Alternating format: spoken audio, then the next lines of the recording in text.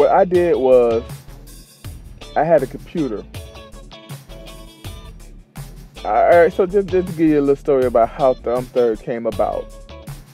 So in 2009, I was a part of the ministry that I came up with since it was a ministry I came up with, I think, since I was 19. And I was a servant, man. I was just a servant. I was just trying to serve my pastor and trying to learn and learn as much as I can, not just from him, but from if you was a Christian and you was a teacher, and I followed you, I listened to you. Now, understand, I didn't do a blind follow.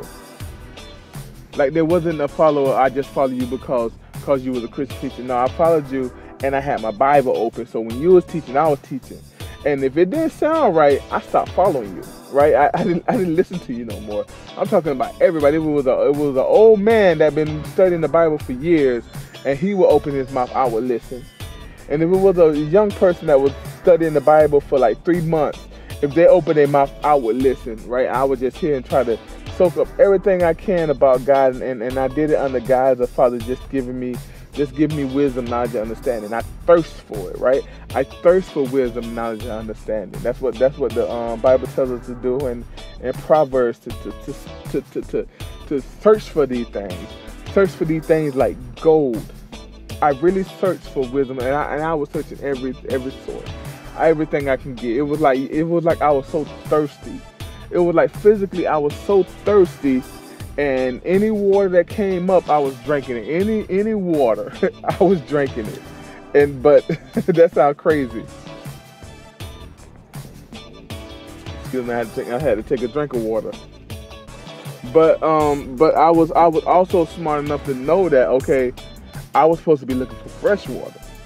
So if I came upon a lake that had dirty water, I would say, okay, well, let me check this water look through the water. Oh, no, it's dirty. I can't drink this, and I would move on. And the way I did that was I had the Bible open, right? I focused on the Word. Not only did I try to listen to everybody, I was also reading the Word. I was getting into the Word at every chance I got. I remember being 19 years old, coming home. All my friends was going out and partying and hanging out. And I remember on a Friday night getting off from work, going and being at home by myself in my room, studying the Bible and just praising God. Right? That was my journey. My journey in Christianity was just searching for everything about God. Searching to know. But then it will also look into this Word and verify everything through this Word. Like I didn't do nothing without verifying. I didn't care. My pastor, if he was preaching and he said this way, you ain't gotta turn to it, I turned to it. He was like, go to this scripture right here, you ain't gotta turn to it. I turned to it. I turned to it because it was important for me that I wanted to know God. But I wanted to know God through His Word. See, because I went through a period of searching for God, right? Searching for what's the real God. Who is the real God? Father God, I don't know where you're taking this, but I like where it's going. Holy Spirit, have your way. Have your way. I don't know where this conversation, I didn't plan this conversation. I just knew I wanted to have a conversation today on the podcast. So wherever this goes, this is truly the Holy Spirit. But I was searching for truth. I was searching for an answer. I had been told that God through Christ was the only way. Jesus was the only way. I came up in that old Baptist church. I came up in the Baptist church. To this day, my families are still huge members and huge people a part of the Baptist church. I can go to that Baptist church that I came up in and see a lot of people that are my family. Now, I also came up in a town that's so small that even if you wasn't family, you was family. Like the town was so small that somebody in my family was married to somebody in your family, so we was family anyways. You know, that's how small the town was. So coming up in that old Baptist church, I had a foundation of Christ, right? Raise them up as though they're supposed to be raised. But also inside of Christianity, I seen things that happened to my mom, who was a straight up believer.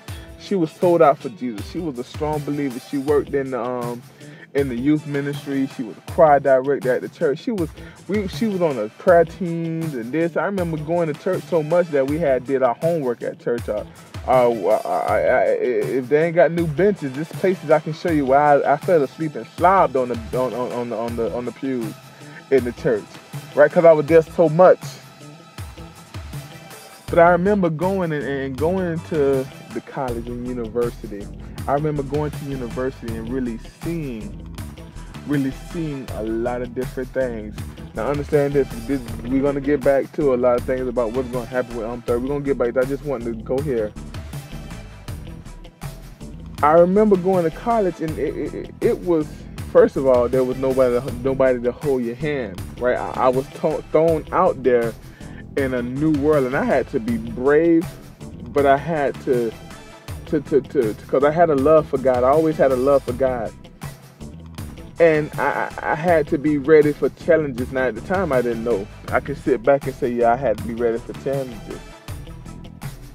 But I remember, man, you know, hearing Muslim stories, hearing people that believed in Muslim and these different Jehovah, all these different type of religions, hearing different stories.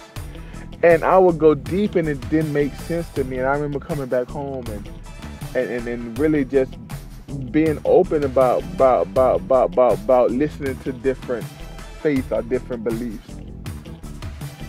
And I said, Father, guide me to the truth. And I trust that. There was a trust that I was going to be guided to what the Father wanted me to be guided to. And just over time, man, I'm just saying, okay, that don't make sense. That don't make sense. That doesn't make sense. And then I said, you know what? I keep leaving the Bible and trying this and trying that, but I keep on coming back to the Bible.